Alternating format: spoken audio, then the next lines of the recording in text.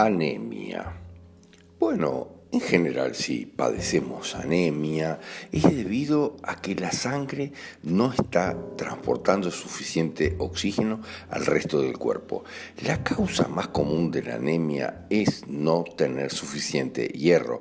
El cuerpo necesita este mineral para producir la hemoglobina, y la hemoglobina es una proteína rica en hierro que da a la sangre su color rojo y transporta el oxígeno desde los pulmones al resto del cuerpo. Las tres causas, según la medicina, principales de la anemia son la pérdida de sangre, el no producir los glóbulos rojos y la destrucción de estos por alguna razón y a gran velocidad. Pero es muy interesante analizar de qué se trata en la realidad la anemia.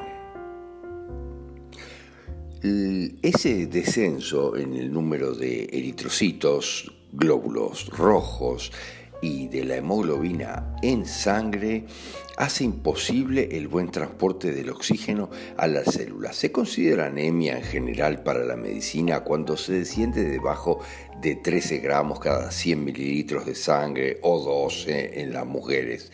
Pero a veces la disminución es en el tamaño de los eritrocitos y no, obviamente, en el número. Pero, ¿para qué es esto? ¿Cuál es la finalidad? ¿Qué es lo que hay detrás? Hay un conflicto de desvalorización profunda de la familia. En la realidad lo que sucede es que en la fase activa, cuando yo estoy teniendo verdaderamente el conflicto, el problema, se produce una osteólisis que alcanza la médula y disminuye la producción de células sanguíneas, así de sencillo. Sin embargo, en la fase de reparación, de vagotonía del conflicto, hay una generación natural de la sangre nuevamente. Pero, ¿cuál es el sentido, en definitiva, biológico de esto? ¿Cuál es? ¿Es la supervivencia del clan o de mi descendencia por encima de mi propia supervivencia? ¿Debo dejar los recursos de la vida para que otro los aproveche? Fíjense lo que estamos diciendo. La hemoglobina es responsable del transporte del oxígeno, o sea, en el fondo, de la vida, como decimos siempre, que en el oxígeno está la energía de la vida. Por lo tanto, las células y el dióxido de carbono lo lleva a los pulmones. Si no necesito, en definitiva, tanta vida, no necesito tanta hemoglobina que la transporte. Hay una desvalorización muy fuerte. El conflicto es ese. Hay una desvalorización global en el clan de sangre, en el linaje de sangre. En muchos casos por razones de incesto y consanguineidad. Esto es interesante.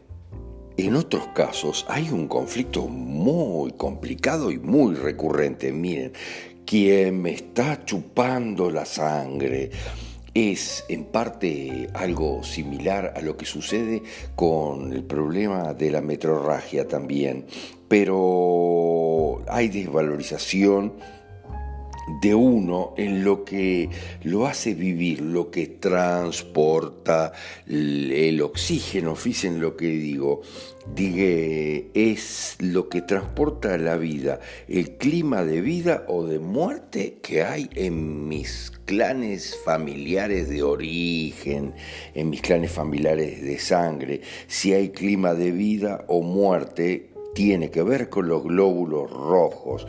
Si hay clima de ataque o de defensa, tiene que ver con los glóbulos blancos que manejan la defensa. Si se orienta a la agregación del clan, hay imposibilidad de reunir, ahí manejamos las plaquetas en la sangre, y esto está sumamente claro. Cuando el clan está disgregado, hay problemas con las plaquetas, y cuando no, eso es normal. En otros casos se manejan conflictos de la mezcla de una sangre relativamente impura, o hay una consanguinidad complicada de alguna manera que debilita en el fondo mi sangre. Fíjense, hay alguna mezcla de algún tipo, y aquí hablamos de las razas y todo eso, que me pueden dar la sensación de que se ha debilitado mi sangre en definitiva. Esto es muy importante. En otros casos tiene nociones subyacentes medias complicadas que tienen que ver con eso, la falta de alegría por vivir o la propia desvalorización, la idea de no valer lo suficiente. Entonces detrás de eso a veces hay que tengo que vivir lo menos posible dentro de todo porque estoy molestando o no quiero molestar a mi familia o me ahogo en mi familia. A veces no tengo derecho también a combatir dentro de la propia familia. Es complicado, pero siempre tiene que ver con mi familia, los clanes de sangre, cuando tengo anemia.